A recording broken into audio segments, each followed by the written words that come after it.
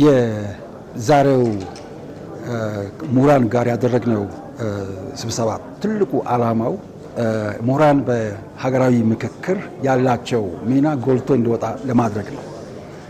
ያም በተለይ ደግሞ ኤክስፐርት ፓነል የሚባል ማለትም ኤክስፐርት ፓነል ብለን ስንል በተለያዩ ሙያዎቻቸው በምርምር፣ በማስተማር፣ በህይወት ልምዳቸው ያካበቷቸው እውቀቶች አሉ እና እነዚህ 8ቱ አጀንዳዎቻችንን ህዝባችን ለመነጋገር በተለይ 4000ዎቹ መጥተው ወደ ሀገራዊ ጉባኤ ሲገቡ አንዳንድ ጽንሰ ሀሳቦች ግልጽ ላይሆኑ ይችላሉ።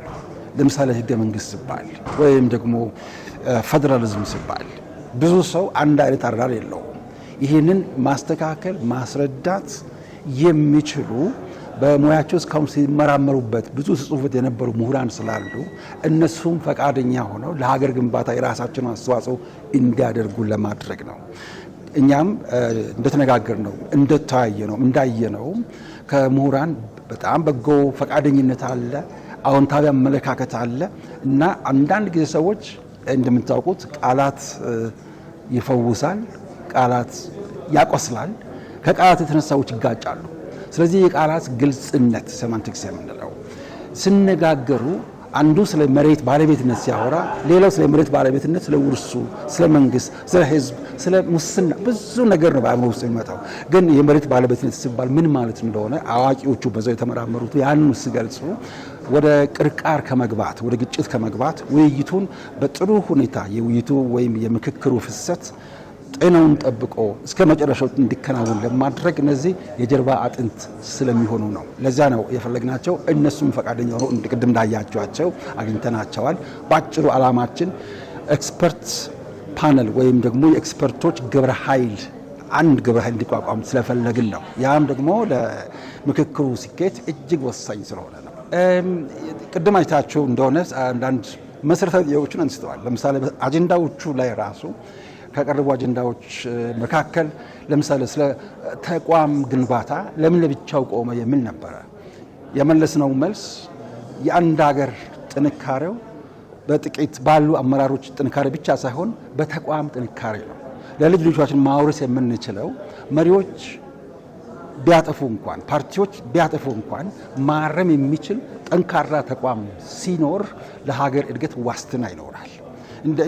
ለምሳሌ አንዳንድ ሀገሮች ውስጥ መሪዎች በጣም አስቸጋሪ ነገር ለምሳሌ አሜሪካ ውስጥ ስናይ እንዴት አድርጎ ኮንስቲቱሽኑ እንደተቆጣጠራቸው ተቋሙ እንደተቆጣጠራቸው። ስለዚህ ጠንካራ ተቋም ቅድም እንዳልነው ለዘላቂ ሰላም፣ ለዘላቂ እድገት፣ ለዘላቂ አንድነት ዋስትና ስለሆነ ለዚያ ነው ሀገራዊ ምክክር ውስጥ የተቋም ግንባታ ራሱን የቻለ ትልቅ ፒለር ወይም ምሰሶ ነው ብለን ያመለስናቸው። ምክንያቱም እነሱ የፈለጉት እያንዳንዱ ነገር ግልጽ ሆኖ እነሱ ሌላው ግልጽ ለማድረግ ምክክራችንም ደግሞ የተሟላ የአማረ የሰመረ እንዲሆን ስለፈለጉ ነውና በአጭሩ ከነሱ ያገኘነው ግብዓት በጣም ጠቃሚ ሆኖ አግኝተነዋል።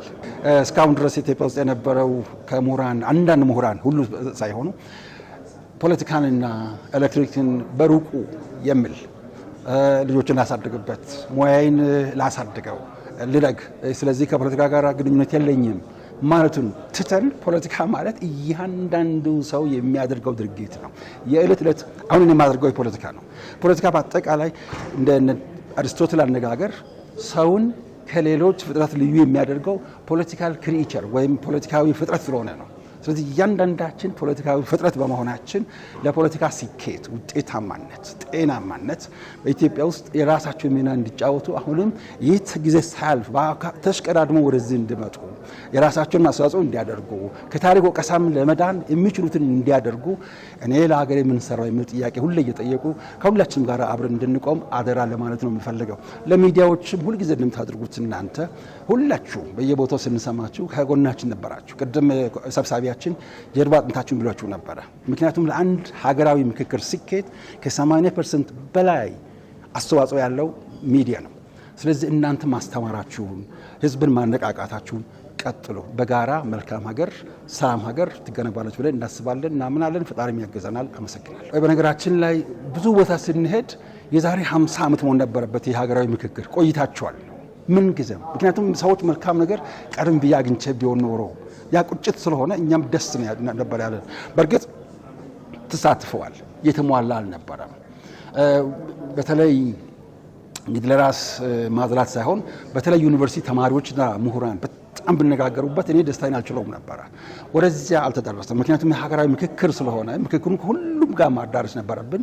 ስለዚህ ወደዛ ስናዳረስ አንዳንዶቹ አልተሳተፉበትም። እሱን ይቀበላለሁ ኢትዮጵያ ኢንሳይደር እና ነገር ግን አሁንም ሚናቸው እንዲጫወቱ ባለፈው ከፖለቲካ ፓርቲዎች ጋር ከዛ በፊት ከምሁራን ጋር በየቦታው አድርገናል። በቂ ግን አይደለም።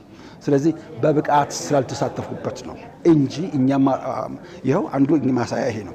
ነገር ግን በጣም እንደምታውቁት የተሟላ አይደለም። ማሟላት የሚቻለው ግን ሁሌ ስንሰራ ነውና ካለ መስራቱ ስለሚሻል ነው ኢንሳይደር እንደምታውቀው